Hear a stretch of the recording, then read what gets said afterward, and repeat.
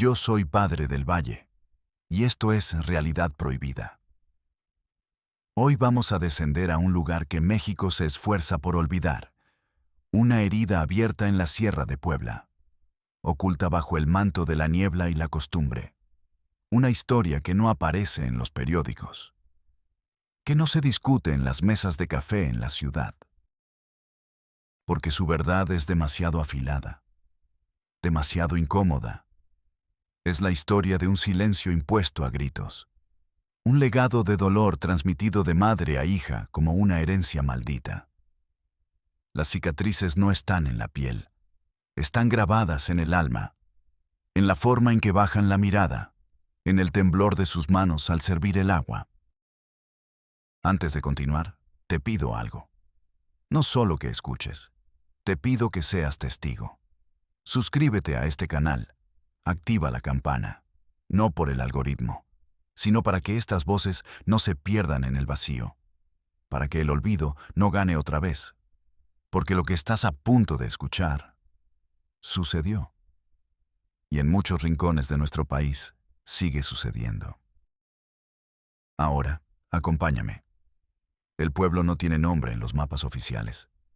Es un puñado de casas de adobe y lámina aferradas a la ladera de una montaña. El aire aquí es delgado y frío. Huele a pino, a tierra mojada y a miedo antiguo. La niebla baja por las tardes. Lo borra todo. Las casas, los caminos, los rostros. Es un lugar donde el tiempo parece haberse detenido. Donde las viejas leyes pesan más que la Constitución. Y la ley más antigua de todas tenía un nombre. Pedro G., el patriarca. Nadie usaba su nombre en voz alta.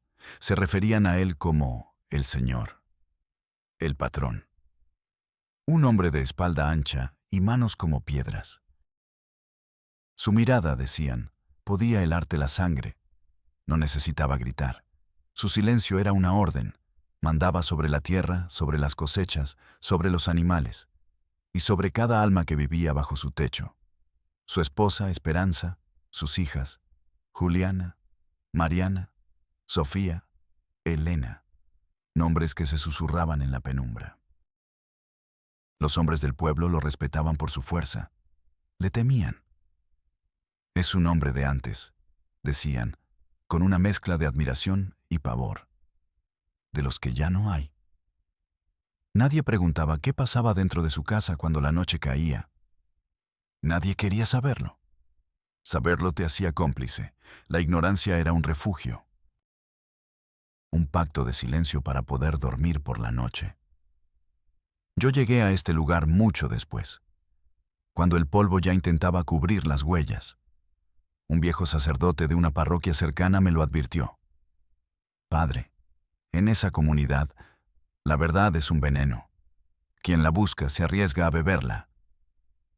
Sentí el frío de sus palabras. Un nudo en el estómago. Pero ya era tarde para dar marcha atrás. La historia de Juliana ya me había encontrado. Juliana tenía 10 años cuando su infancia terminó. No hubo una fiesta, no hubo un pastel, solo el sonido de una tranca de madera deslizándose en la puerta de su habitación. Un sonido sordo, definitivo. Su padre olía a aguardiente y a tabaco rancio. El olor se le pegaba al pelo, a la ropa, a la piel.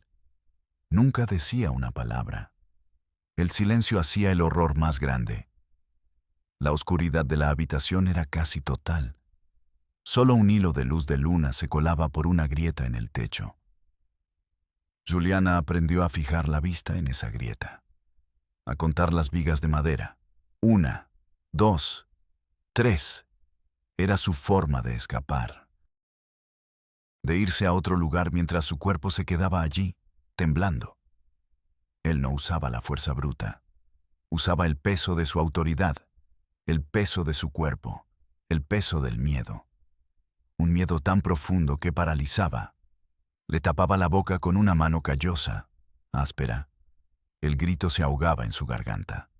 Se convertía en un quejido mudo. Un sabor a tierra y a lágrimas.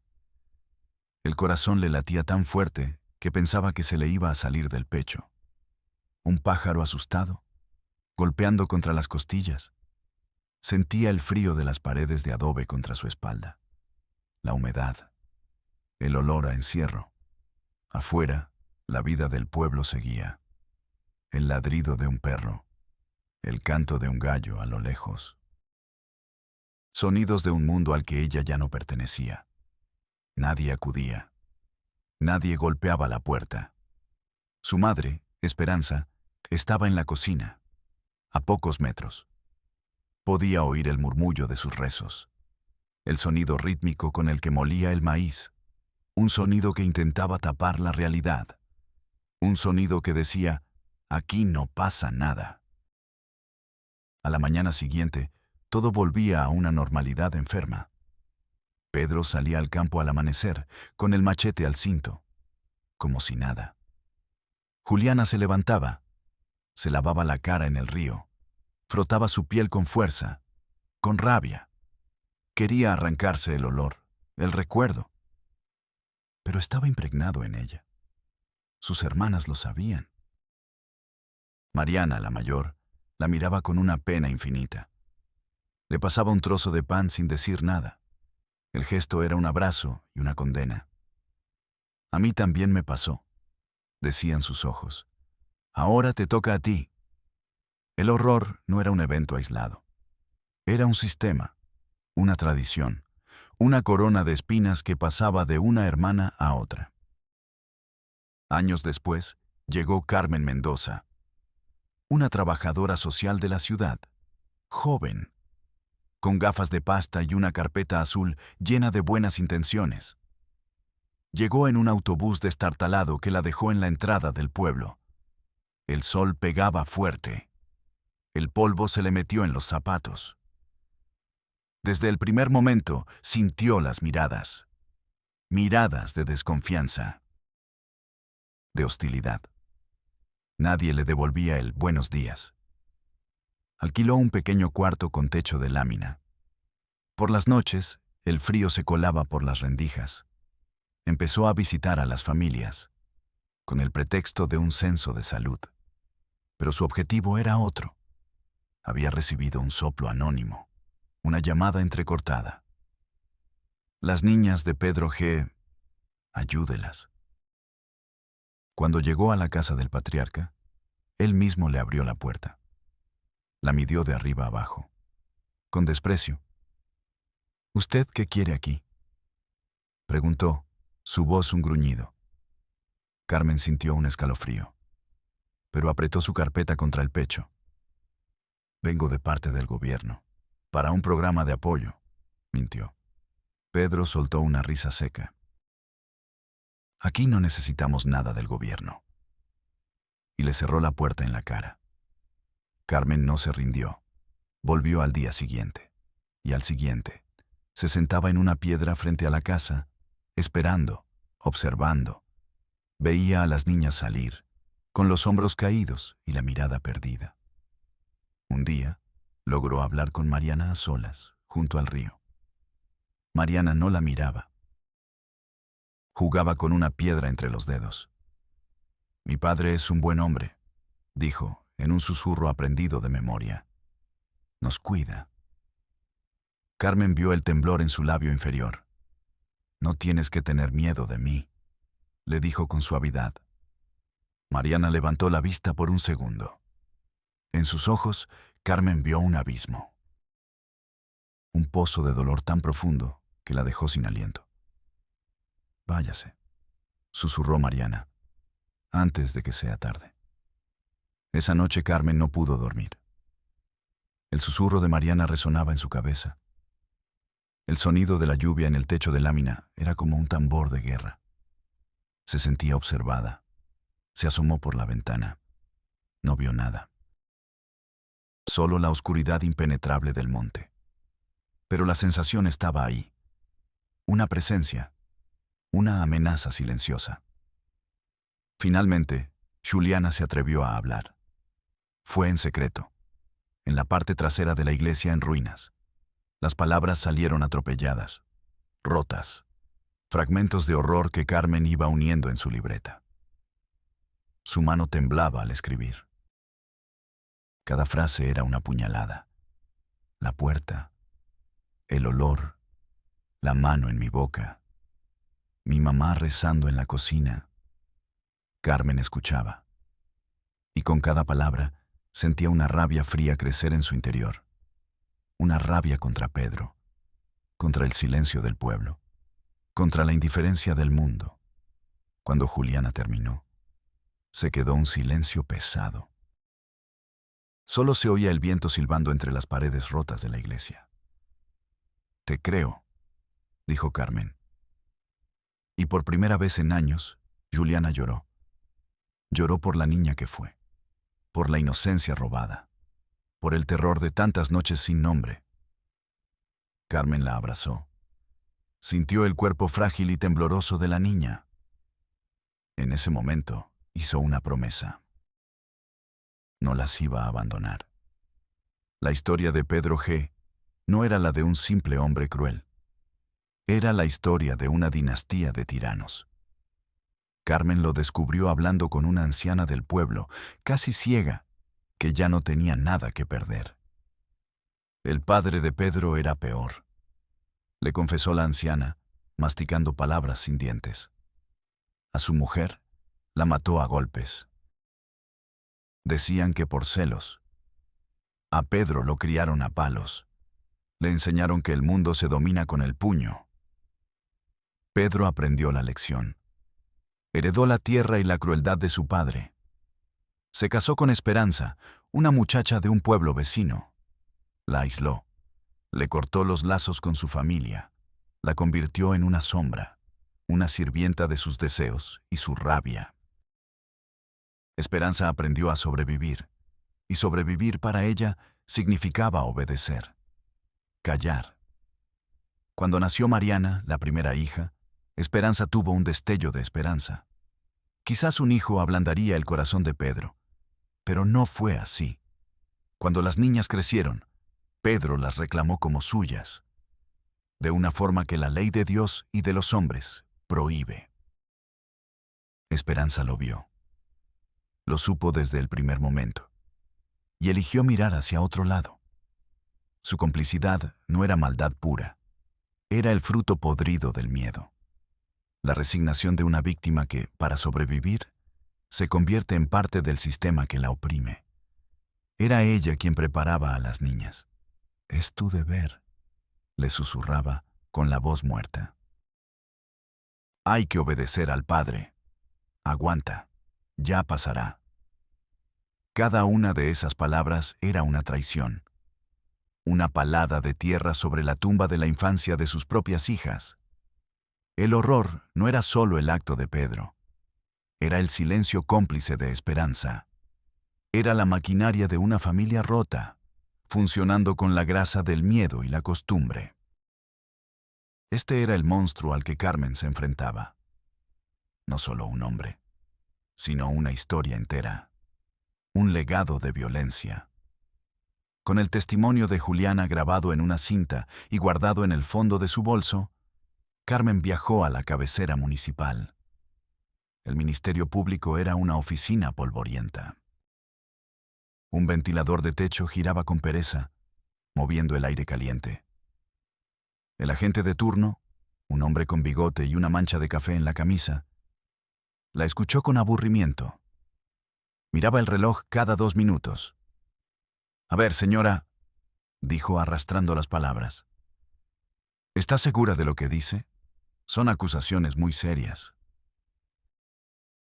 Carmen puso la grabadora sobre el escritorio. «Escúchelo usted mismo». El agente suspiró. Se recostó en su silla, que crujió en señal de protesta. No tocó la grabadora. «Mire, licenciada, estos asuntos de familia son complicados. Uno se mete y sale raspado. Es una niña», insistió Carmen, sintiendo cómo la frustración le subía por la garganta. «Una niña que hoy testifica y mañana se arrepiente. Y el problema es para nosotros», replicó él, con una lógica retorcida y brutal. «Necesitamos pruebas, un certificado médico, testigos que quieran firmar. Los testigos tienen miedo. Pues así no se puede hacer nada. Llene este formato de declaración y ya veremos. Vuelva la semana que viene. Carmen salió de allí con un pedazo de papel inútil en la mano. Y con el sabor amargo de la indiferencia en la boca. El sistema no estaba diseñado para proteger. Estaba diseñado para protegerse a sí mismo. No se rindió. Viajó a la capital del estado, Puebla. Buscó la Fiscalía Especializada en Delitos contra la Mujer, un edificio moderno, con aire acondicionado y cristales limpios. Le dio una falsa sensación de esperanza. Esperó 3 horas en una sala de espera llena de mujeres con la mirada rota, cada una con su propia historia de horror a cuestas. Finalmente, la recibió una funcionaria joven, con un traje impecable y una sonrisa ensayada. Escuchó el relato de Carmen con atención profesional. Tomó notas en una laptop. «Entiendo la gravedad, señora Mendoza», dijo al final, con un tono que sonaba hueco. «El problema es la jurisdicción. El pueblo pertenece a un distrito judicial muy lejano». Además, añadió, mirando su pantalla, sin una denuncia formal ratificada por la víctima ante un juez, nuestro protocolo no nos permite intervenir. Pero la víctima es una niña. Tiene miedo. Lo comprendo, pero la ley es la ley. Sugiero que la convenza de venir hasta aquí. Aquí le podemos ofrecer apoyo psicológico mientras sigue el proceso.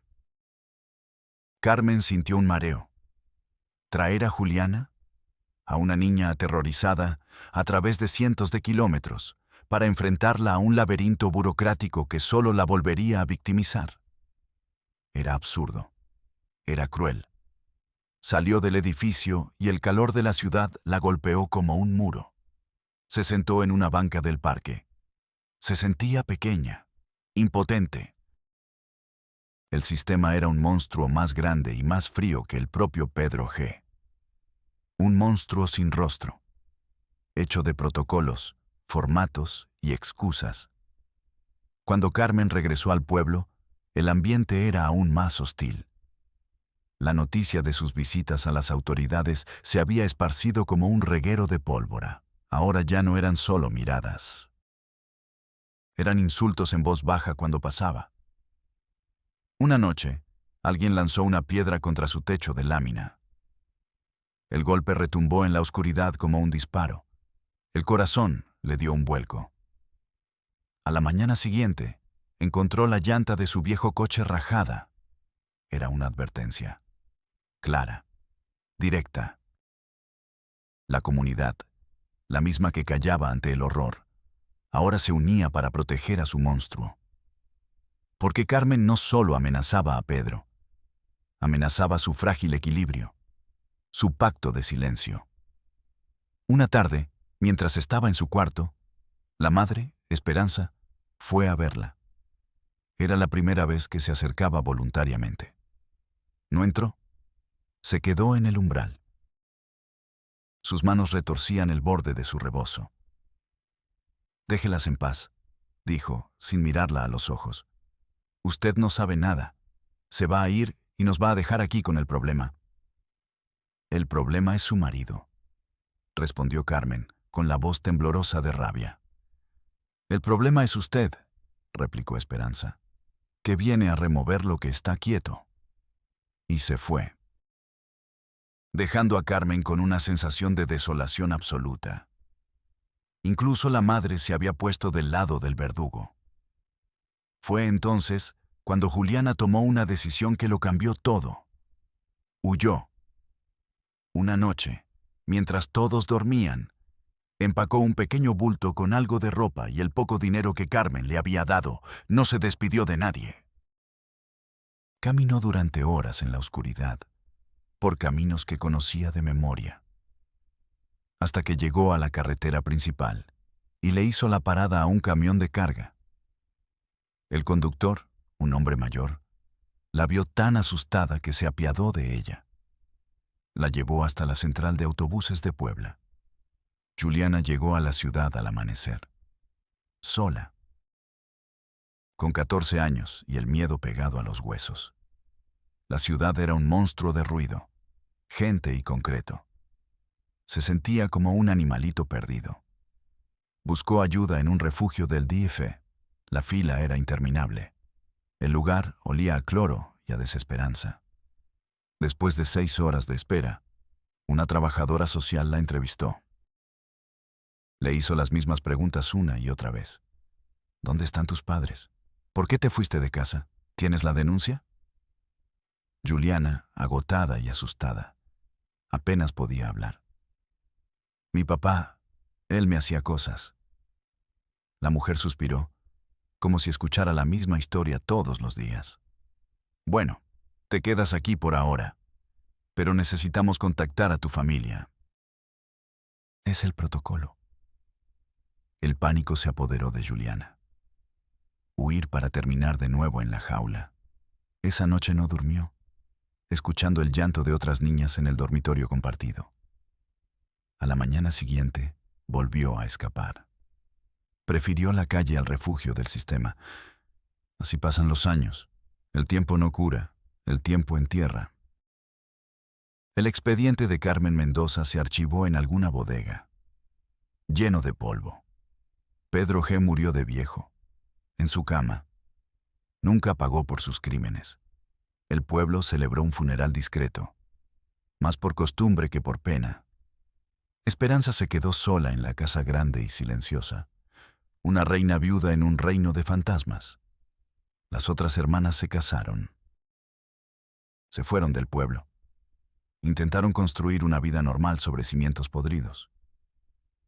Y Juliana sobrevivió, que ya es mucho decir.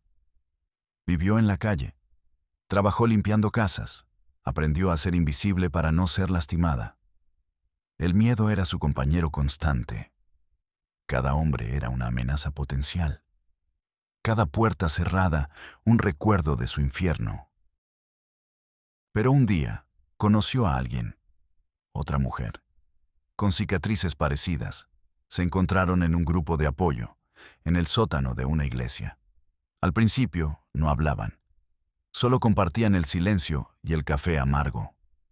Poco a poco, las palabras empezaron a fluir. Descubrieron que sus historias, aunque diferentes, tenían el mismo eco, el eco del abuso, de la indiferencia, del abandono. Por primera vez, Juliana no se sintió sola. Descubrió que la vergüenza no era suya, era de quienes le hicieron daño, de quienes no la ayudaron. Juntas, empezaron a sanar. No es un proceso bonito, no es una línea recta, es un camino lleno de recaídas, de pesadillas, de días en los que el simple hecho de levantarse de la cama es una victoria. Juliana tiene un hijo ahora, un niño de ojos brillantes al que le enseña algo que a ella nunca le enseñaron. Le enseña a decir no. Le enseña que su cuerpo es suyo. Le enseña que nadie tiene derecho a lastimarlo. Cada vez que lo hace, una pequeña parte de ella se reconstruye. La Sierra de Puebla sigue allí, tan hermosa y tan terrible como siempre. Las mujeres que quedaron, las hermanas de Juliana, a veces se reúnen. Ya no bajan la mirada, se miran a los ojos, y en esa mirada hay un reconocimiento, una fuerza silenciosa. No hay justicia en esta historia. No hay un final feliz de película. El sistema falló, la comunidad falló, la familia falló. Pero en medio de toda esa ruina hay algo que brilla. La resistencia de una mujer que se negó a ser destruida. La solidaridad de quienes encontraron en el dolor de otras un espejo del suyo. Esta no es solo la historia de Juliana. Es la historia de miles de Julianas en todo México, atrapadas en ciclos de violencia que el sistema prefiere ignorar, archivar, olvidar. Sus gritos son el ruido de fondo de nuestro país, un ruido al que nos hemos acostumbrado, pero no deberíamos, no podemos. Soy Padre del Valle, y nos vemos en la próxima Realidad México.